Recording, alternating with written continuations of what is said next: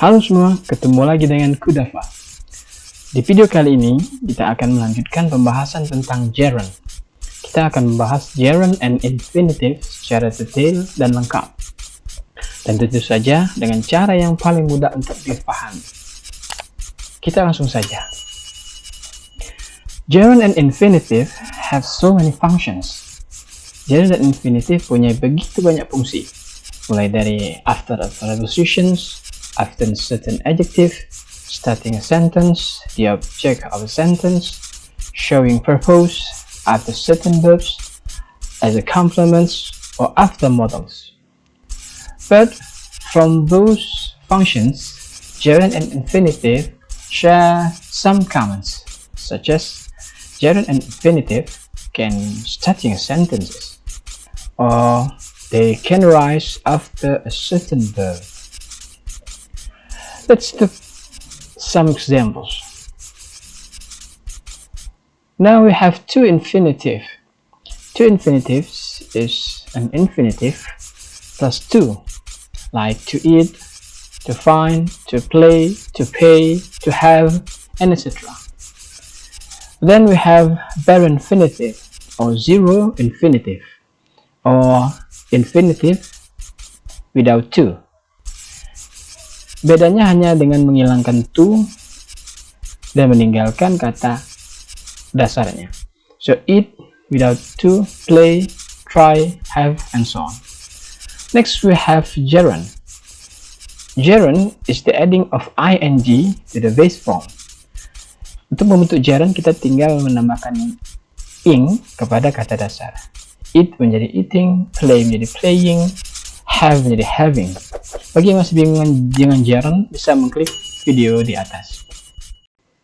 Let's now start to compare gerund and infinitive for the same functions as starting a sentence. Both gerund and infinitive can start a sentence as the subject of the sentence. Meski begitu, gerund and infinitive tetap memiliki sedikit perbedaan. Gerund and infinitive can be subject of a sentence, but if you want to show more purpose, then you should choose infinitive than gerund. So that's with giving instructions. If your sentence give an instructions, you should choose infinitive than gerund.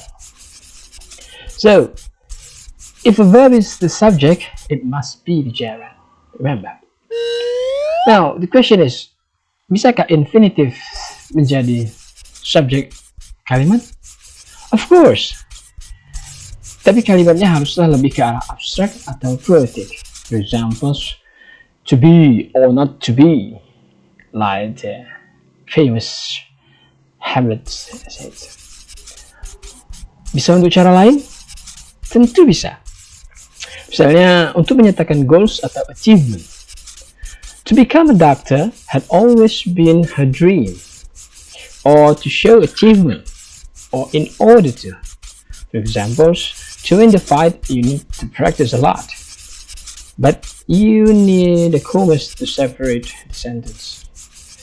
Meskipun to infinitive bisa digunakan di awal kalimat, perlu diketahui bahwa itu tidaklah umum dan biasanya hanya ditemukan di kondisi tertentu seperti written English, or poetry, or drama.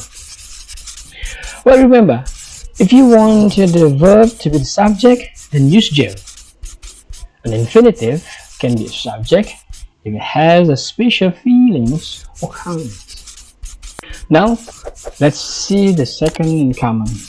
Gerund and infinitive after certain verb. First, verbs plus gerund. Here are the list of the verbs that can be followed by gerund. Let's take a look at examples. Learning English involves writing and listening.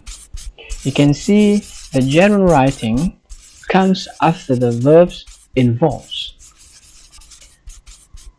So remember, if you see these list of verbs, it comes with the gerund. The second one is verb plus infinitive. These are the verbs that can be followed by an infinitive. I agree to share this video to my friends. To infinitive to share comes after the verb agreed, even though it's in the past form. Saya setuju untuk membagikan video ini. Tentu, you don't mind to share this video to your friends, right? The third is verb plus object plus infinitive. The verb like ask, expect, hire, tell, argue, remind can follow by object and infinitive. For examples, first remind me to make a video every week. The infinitive to make comes after the object me, which is preceded by the verb remind. So, would you mind to remind me to make a new video every week? I bet you do, right? Now, let's jump for the fourth one. Verb plus gerund or infinitive, but no change in meaning. This kind of verb can both follow by gerund and infinitive. I prefer to watch YouTube than TV. I prefer watching YouTube than TV. There's no difference in meaning.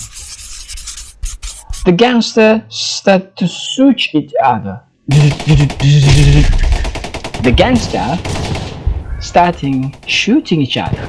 There's no difference in meaning whether you use gerund or infinitive for this kind of verb. Now, this is the most important one. Verb plus gerund or infinitive with big change in meaning. Let's take an example. The word stops. Stop smoking. It's a bad habit. This word means that you have to quit to smoke forever. But if you make the sentence, he stopped to buy cigarettes in supermarket, the word stop to buy can mean you just stop for a while, kau hanya berhenti sesaat, and then you do another activity. You don't quit smoking forever. Baik, itu tadi penjelasan tentang gerund dan infinitive. Kami berharap penjelasan singkat ini bisa bermanfaat bagi kita semua. Jika ada pertanyaan, silakan tulis di kolom komentar. Dan jika tertarik untuk pelajari gerund atau materi lainnya, silakan bergabung dengan Qudafha English. Semoga bermanfaat. Jangan lupa subscribe. Bagi yang subscribe, kami doakan mudah terkenal, tuanya jadi kaya raya, dan matinya masuk surga. Amin amin ya rabbal alamin. Assalamualaikum warahmatullahi wabarakatuh. See you in the next video.